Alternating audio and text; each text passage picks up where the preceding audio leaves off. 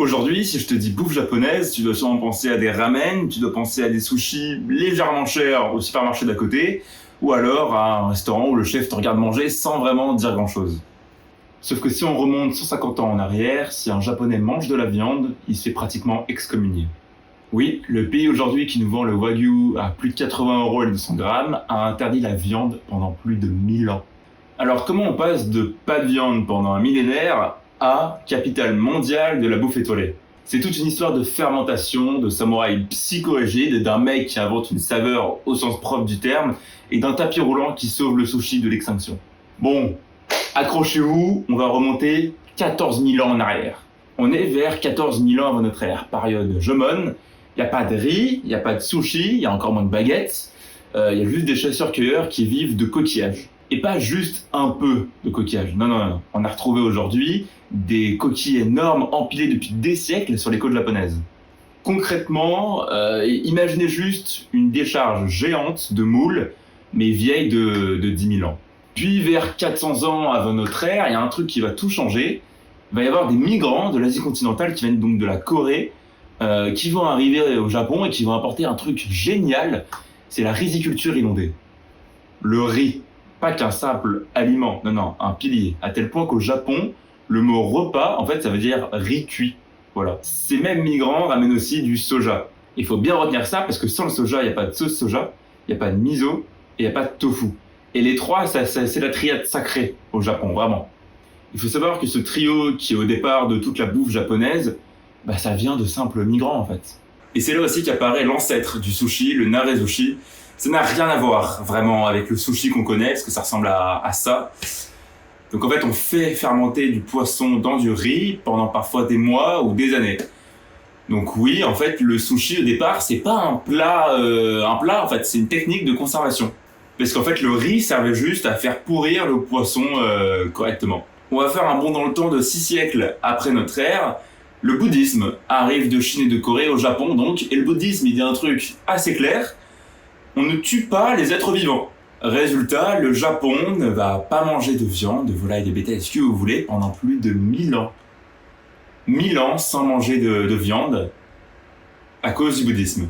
Donc comme il n'y a plus de viande en circulation, et le Japon cuisine simple, sobre, tiède, froid, ce que vous voulez, mais pas de viande, vraiment pas de viande, loin de nous, au Japon en tout cas, zéro viande. Et donc pendant ce temps-là, dans les temples zen au Japon, il y a une cuisine très épurée qui se développe, c'est la cuisine Shojin. Il n'y a pas de viande, il n'y a pas de poisson, c'est juste le respect total des ingrédients et des aliments. Et ce qui est assez fou, c'est que cette idée de cuisine, de respect envers les aliments, en fait ça dure encore aujourd'hui. Même dans les temples les plus chics, on garde cette idée de respecter l'aliment, d'être épuré avec lui.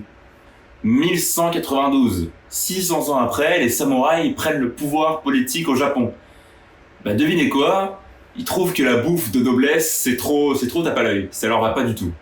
Et donc le tout premier shogun, Minamoto Yorimoto, décide que s'il voit des samouraïs qui font des banquets trop extravagants, il allait les punir. Voilà, c'est très strict niveau bouffe. Et de cette rigueur-là naît aussi donc la cuisine onsen. C'est plus formel, c'est plus codifié, c'est la base un peu du service japonais qu'on connaît aujourd'hui avec des plats séparés et une présentation très millimétrée. Et maintenant, on va entrer dans la période la plus importante de toute cette histoire, c'est la période Edo de 1603 à 1868. À cette époque-là, le pays est unifié, il est pas mal isolé du reste du monde, et sa capitale Edo, qui est l'actuelle Tokyo d'ailleurs, est l'une des villes les plus peuplées du monde à cette époque-là. Et quand t'as des centaines de milliers de citadins qui sont affamés, qu'est-ce qui apparaît? La street food. Et c'est donc dans les rues d'Edo que naît le Edomae Sushi. C'est un peu le sushi façon Edo. Et pendant que ça se passe dans la rue, à l'extrême opposé du spectre social, la cuisine Kazeki se raffine. C'est un peu l'héritière de la cuisine des samouraïs et de la sobriété zen. C'est la base de ce qu'on pourra appeler plus tard le washoku, qui est la cuisine gastronomique japonaise traditionnelle. 1868, c'est la fin de l'ère Edo, le Japon arrête enfin de s'isoler du monde entier. Et ça y est, enfin, 1872, l'interdiction de manger de la viande est levée. 1000 ans après, les gens peuvent manger de la viande, enfin. Il leur a fallu juste attendre 1000 ans. Ça fait beaucoup de Coupes du Monde, voilà. Et du jour au lendemain, la nourriture quotidienne des Japonais commence à s'occidentaliser à grande vitesse. On peut y retrouver donc du curry rice, des croquettes de pommes de terre, enfin un tas de choses, mais réinventées donc à la japonaise. Et c'est pour différencier cette nouvelle cuisine de la traditionnelle japonaise qu'on a inventé donc le terme washoku. On appelle ça la cuisine de l'harmonie et c'est pour créer un contraste avec donc cette nouvelle cuisine plutôt à base de curry qui vient d'arriver au Japon. 1907, un professeur de chimie de Tokyo, un certain monsieur Ikeda, dîne un bol de tofu dans un bouillon daishi préparé par sa femme. Il remarque un goût. C'est un goût qu'il avait déjà croisé en Europe, mais il n'arrive pas à mettre le doigt dessus, il n'arrive pas à le nommer ce goût. Que ça soit dans les asperges, dans le fromage et dans la viande, ça correspond pas aux 4 goûts qu'on connaissait à l'époque.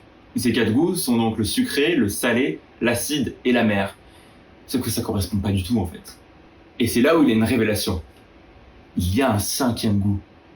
Et donc il part à la chasse en fait de ce 5e goût. Il en veut plus. Un an plus tard, après avoir bouffé 12 kilos d'algues kombu, il arrive enfin à savoir c'était quoi ce goût quoi. Principalement sur la molécule en fait. C'était une question de molécule. Il réussit donc à isoler la molécule responsable et c'est de l'acide glutamique. Il baptise donc ce goût l'unami, il dépose un brevet, oui, et comme il aime bien l'argent, il se dit on va créer une boîte pour commercialiser l'unami quoi. Il aura fallu attendre 1985 pour que la communauté des scientifiques mondiale reconnaisse officiellement l'umami comme une saveur. Le type avait 80 ans d'avance, littéralement. Coup dur pour le Japon, on passe à la Seconde Guerre mondiale, ou en tout cas après, puisque pour des raisons sanitaires, on ne peut plus vendre de nourriture crue au Japon. Et donc le sushi, qui devient au départ un produit très populaire, en fait devient un produit de luxe maintenant, seulement entre les mains de chefs spécialisés. Sauf qu'à Osaka, en 1958, il y a un mec, un gérant de restaurant, qui manque de personnel. Et donc en 58, ce type, monsieur Shiraishi, un jour, il rentre dans une brasserie, il veut boire une bière, puis il regarde la manière dont tout est automatisé. Et la révélation, il veut faire pareil mais avec les sushis. Normal. La même année, il ouvre le premier restaurant de sushi avec un tapis roulant. Le Keten Sushi, littéralement sushi qui tourne, voit enfin le jour. C'est un carton total. Voilà, il dépose son brevet jusqu'à 78, il ouvre 200 restaurants dans le monde et dès que son brevet tombe, tout le monde au Japon copie son concept. Pour vous dire à quel point ça a bien marché, aujourd'hui, les restaurants de Kaitenshuki, les 10 plus grandes chaînes de restaurants en tout cas, comptent en tout 2000 restaurants à travers le Japon seulement. Un mec qui va boire une bière, il manque de personnel, il a une idée, carton total.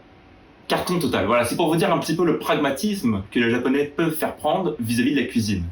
Enfin, on entre au 21e siècle. Le Japon se rend compte d'un truc assez problématique.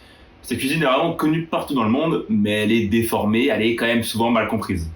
Alors en 2012, le gouvernement japonais tente un truc assez inattendu. Il dépose en fait au patrimoine universel de l'UNESCO des biens immatériels le washoku, donc leur cuisine traditionnelle.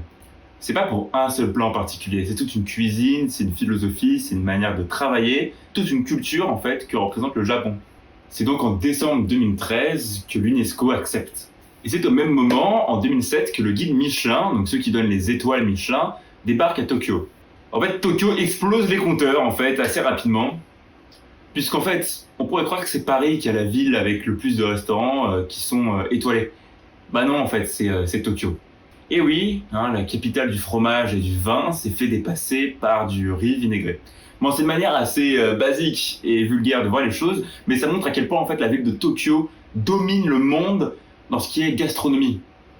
Mais l'histoire de la conquête du monde commence bien avant ça. En 1893, un Japonais installé dans l'Idaho commence à parler un peu d'un mélange entre du poisson, du riz et du vinaigre.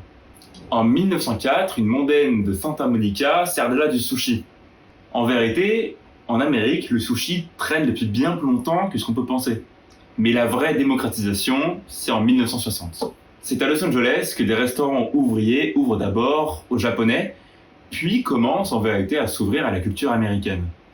Mais les Américains sont assez curieux, certes, mais aussi sceptiques. Ils se méfient de l'algue qu'on utilise dans les sushis, trop noire visuellement pour eux. Et donc, il y a un chef, monsieur Machera, qui a une idée toute bête. On va mettre le riz à l'extérieur et l'algue à l'intérieur. Et c'est donc la naissance du California Roll comme on le connaît aujourd'hui, un sushi populaire dans le monde entier. C'est un peu le premier sushi à ouvrir toute la mania sushi dans le monde. C'est un sushi qui a été fait pour rassurer des Américains trop heureux. C'est dans les années 80 à 90 que le sushi il explose en Europe. C'est un plat qui est raffiné, qui est frais, qui présente un tas de bonnes saveurs. Et nous, en particulier les Français, on en raffole. Encore aujourd'hui, on est les premiers consommateurs de sushi en Europe. En 2025, on compte aujourd'hui, hors du Japon, 181 000 restaurants de sushi dans le monde entier.